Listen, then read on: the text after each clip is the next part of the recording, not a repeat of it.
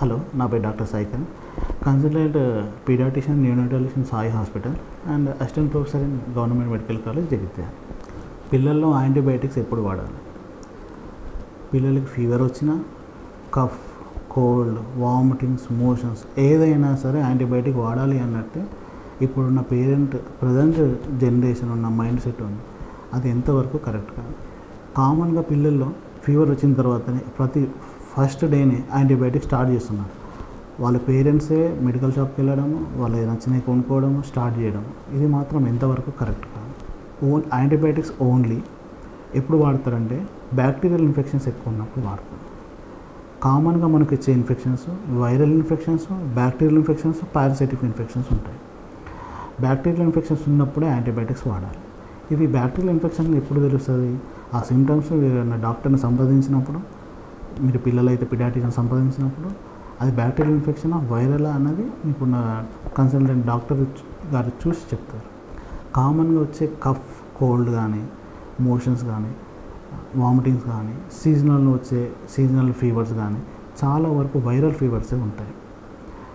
Common flu, swine flu, plus మనకు వచ్చే డయేరియాలలో, పిల్లల్లో వచ్చే డయేరియాలో ఎక్కువగా రోటా వైరస్, అడినో వైరస్, ఇవి కామన్గా వచ్చే వైరల్ డిసీజెస్ ఎక్కువ ఉంటాయి.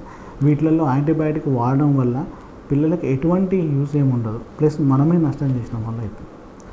జనరల్గా వైరల్ ఫీవర్ అయితే 3-4 days వరకు ఫీవర్ ఉంటుంది కంటిన్యూస్గా. దానికి పారాసిటమాల్ వాడుతూ మనం సపోర్టింగ్ మెజర్స్ తీసుకుంటూ ఫీవర్ని తగ్గించుకుంటే సరిపోతుంది. లేదు మనకు బ్యాక్టీరియల్ ఒక్కొక్కసారి వైరల్ ఇన్ఫెక్షన్ సివియర్ అయినప్పుడు సూపర్ యాడెడ్ బ్యాక్టీరియల్ ఇన్ఫెక్షన్స్ ఉంటాయి. అంటే వైరస్ వచ్చిన తర్వాత మన ఇమ్యూనిటీ పవర్ తగ్గిన తర్వాత బ్యాక్టీరియల్ ఇన్ఫెక్షన్ వచ్చే అవకాశాలు ఉంటాయి. అప్పుడు మాత్రం యాంటీబయాటిక్స్ వాడాలి.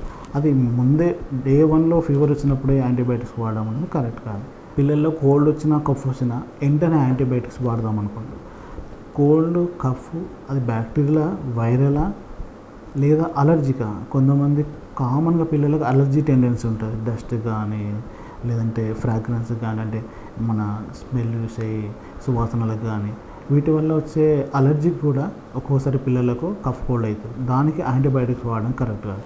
అసలు కఫ్, కోల్డ్ ఇవన్నీ ఓన్లీ సిమ్టమ్స్, డిసీజెస్ కాదు. దానికి మనం యాంటీబయాటిక్ వాడాలని అనుకోవద్దు. పిల్లల్లో కామన్గా loose motions, adenovirus, rotavirus వీటి వల్లనే ఎక్కువ వస్తుంటుంది. అది కాకుండా బ్యాక్టీరియల్ ఉన్నప్పుడు మనం యాంటీబయాటిక్స్ వాడితే ఓకే. యాంటీబయాటిక్ వాడాల్సిన సిచ్యువేషనే వస్తే, యాంటీబయాటిక్ వాడాల్సిన పరిస్థితి వస్తే మీ దగ్గరలో ఉన్న పీడియాట్రిషియన్ని సంప్రదించండి. యాంటీబయాటిక్లు మీరంతనే మీరే కొనుక్కొని వాడడం వల్ల యాంటీబయాటిక్ రెసిస్టెన్స్ అనేది వస్తుంది. మన దగ్గర ఉన్న యాంటీబయాటిక్స్ లిమిటెడ్ యాంటీబయాటిక్స్. ఆల్రెడీ మనం ఇప్పుడున్న డైరీ, పౌల్ట్రీ ఇండస్ట్రీ వాడే యాంటీబయాటిక్స్ ఆల్మోస్ట్ మనం వాడే యాంటీబయాటిక్స్ వాళ్ళు కూడా వాడుతున్నారు. వాళ్ళు విచ్చలవిడిగా యాంటీబయాటిక్స్ వాడడం వల్ల వాళ్ళ ప్రొడక్టివిటీ పెంచుకోవడానికి కోసం ఆ యాంటీబయాటిక్ రెసిస్టెన్స్ అనేది ఆల్రెడీ మనము ఇప్పుడున్న జనరేషన్లో రెసిస్టెన్స్ చూస్తున్నాం. ఆల్రెడీ మనకున్న లిమిటెడ్ యాంటీబయాటిక్స్లో కొన్ని యాంటీబయాటిక్స్ రెసిస్టెన్స్ వచ్చేసింది. మన దగ్గర కొన్ని లిమిటెడ్ యాంటీబయాటిక్సే ఉన్నాయి. ఈ యాంటీబయాటిక్స్ అయిపోతే మనకు కొత్త జనరేషన్, న్యూయర్ జనరేషన్ యాంటీబయాటిక్స్ అన్నది ఇంకా రీసెర్చ్ స్టేజ్లోనే ఉంది. ఈ లిమిటెడ్ యాంటీబయాటిక్స్లో ఉన్న వాటిని మనం యూజ్ చేస్తూ మనకు వచ్చే సీజనల్ డిసీజెస్ కానీ, మనకు వచ్చే డిసీజెస్ కానీ మనం ట్రీట్ చేసుకోవాలి.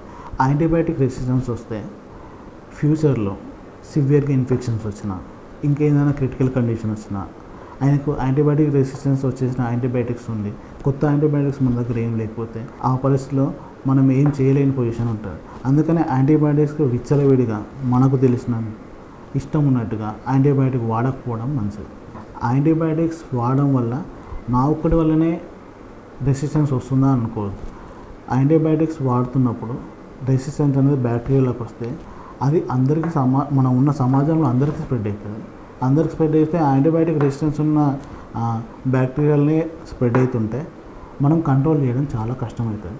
మీరు విచ్చలవిడిగా యాంటీబయాటిక్స్ వాడడం వల్ల మీ పిల్లలకి నష్టం చేస్తూ సమాజాన్ని కూడా మీరు నష్టపరుస్తున్నారు. యాంటీబయాటిక్ వల్ల మీ పిల్లల భవిష్యత్తు బాగుండాలా మీరే ఆలోచించుకోవాలి.